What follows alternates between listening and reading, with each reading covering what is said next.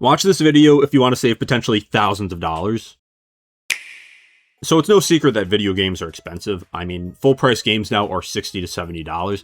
And if you're like me, where you like to buy a lot of games or where you like to add games to your collection, that's a lot of money over time. Like, that adds up. After 3 games with tax, that's around $200, if not more. But I'm going to give you some tips on how you could save a ton of money, potentially over 50% on a bunch of different video games. So my first piece of advice is a fairly obvious one, but it's don't pay full price for most games. The only time I would say pay full price for a game is if it's something like you need to get day one or something you need to get shortly after it releases. Like for me this year, I got Resident Evil Requiem on release. Like that's a game I knew I wanted to play day one, so I was okay paying full price. But if there's a game that's maybe even been out a year, maybe a game that you're interested in but have a bunch of games to play first, it's ultimately up to you what you want to do. But my recommendation is don't spend that $70 on one game if it's something you're just kind of interested in.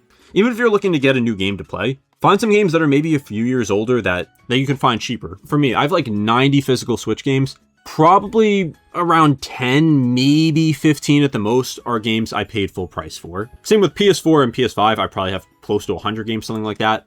Again, maybe like 10 to 15, at most like 20 of those games I paid full price for. And saving that money is what's allowed me to get such a big collection and get those games I wanted just a little later for a lot cheaper. Real quick, if you're enjoying this so far, be sure to subscribe as I make a lot of commentary videos like this. And my next piece of advice is never buy games from retailers unless, again, it is a game that you cannot find cheaper anywhere, like if you're getting it on day one, if they have a good sale, or if it's just like an exclusive or something. So if you walk into Target right now and go to buy Mario Odyssey, chances are it's going to be $60. That's how much it is digitally too. And this is a 9-year-old game. Like most games just lose value over time because less and less people start buying it. Like it's just usually how it works. So you have no reason to pay $60 for Mario Odyssey. If you spend 10 minutes looking online, if you're okay getting a used copy, even with the box, you can spend $30. You can maybe even find a deal for under that. I've seen some good ones. Like let's say you want Mario Odyssey and instead of going to Target and spending those $60, you do some hunting online for a good deal and you find it for $30 saved right there. You paid half as much as you were going to. And now you can use that $30 to get another game. And another piece of advice I'm going to give you is if you're looking to get a few games and you see that there's a seller on eBay or Mercari who has a bunch of games you're interested in, just message them and ask them if they're open to a bundle. Like maybe they say no, but in my experience, a lot of sellers are very happy to bundle games at a discount because they're just looking to get rid of it. Like a lot of them aren't going to have it so low to the point where it's going to be bought up in a few seconds or something. But you might have someone who's moving and has a whole collection of games they want to get rid of. And if you just say, hey, like I'm interested in 3 of your games. If I buy them together, can I get a discount? And that's easier for them. It guarantees that more games are being sold. So again, in my experience, this works a lot of the time and I highly recommend it. I'm not going to work 100% of the time, but there's literally no downside to this. Like the worst they say is no. Now, the next piece of advice I'm going to give is maybe the biggest in this video is just buy used games. So I know some people like to buy their games new and a lot of people are kind of worried about buying a game maybe that's in poor condition or a game that doesn't work.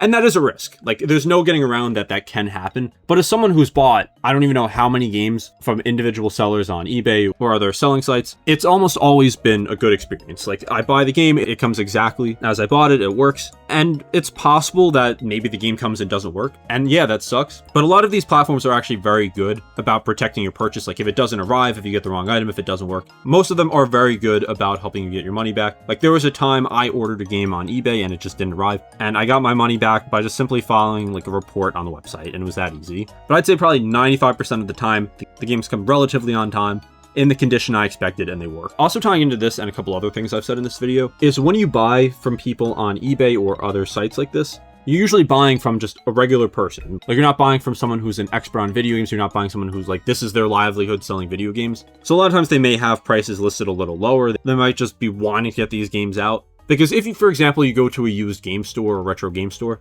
they know what they're talking about there. Their whole business is selling you games. Now, I'm not going to say it's impossible to find a good deal there, but in my experience, these stores are usually more expensive. And yeah, if you go there, you get the game right away. You might want to support that local business. You get to actually look at it before you buy it to make sure it's in the condition you want. And those are pluses, but I think when the price is so drastically different, it's sometimes worth that risk. So for example, I didn't have all the Pokemon games on Switch. I still don't have all of them physically. And I don't want to spend $60 to get these games. I don't even want to spend $40 to get these individual games. You know how much I've gotten Pokemon Scarlet and Violet for recently? I think I got them like a month ago.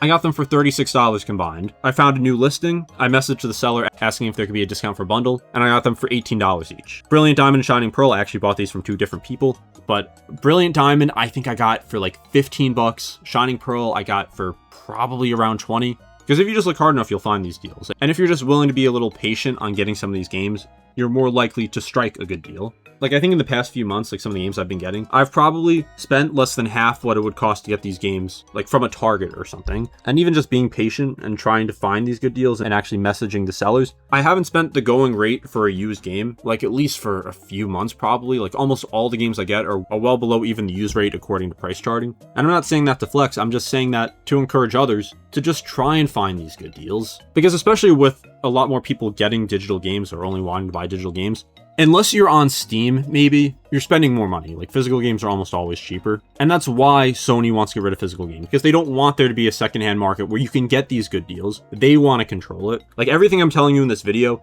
this is exactly why Sony wants to get rid of physical games. Because they hate you and they see you as cattle. They want to lock you into their own ecosystem. They don't care about you having any sort of agency with your games, being able to get a good deal. They want you to pay the prices that they want and nothing else. It's important to get physical games. And also, I think this kind of factors into why Sony like uses these numbers as an excuse. Like, they'll say, well, look at how many people buying digital games. And it's because physical games, like one physical game, can be used by multiple people. Like, let's say one person buys that physical game, 3 different people who have that physical copy at some point, but those additional 2 people don't give money to Sony. So I think that's why the numbers are kind of inflated. Like, don't get me wrong, like, more people buy digital games than are playing digital games, but I think that's why it's also kind of skewed. And from a business standpoint, it makes sense why they would do that. But this also forces them to sometimes have sales. It forces retailers to sometimes have sales or have to lower prices over time, even though a lot of them still don't, because informed consumers just aren't going to spend some of these prices. Like, I would love if someone could give me a reason why you go into a Target or a Best Buy and spend $60 on a game that you get $30 for online. Unless you really want a new game or you just need it this second because it's a new game. Like, I don't really understand why. Again, I understand there is a risk there, but the risk is very small. And when it's that drastic of a difference, I think it's just worth it anyway. And even if you don't want to buy from individual sellers, you want to buy more from like actual online retailers, there's plenty of sites you can use. You can use Deco Deals, which is a good one. You can follow accounts on X/Twitter, like Wario64 that post deals. And the reason I'm making this video is just because I care about physical games. I want more people to buy physical games, whether it's new or used, just because it is something that I care about. Like, I want more people to be less dependent on these digital games. So if you have any questions about maybe how to score some good deals or how to find some of these deals, let me know in the comments and I'd be happy to answer. Now, be sure to subscribe and I'll see you next time.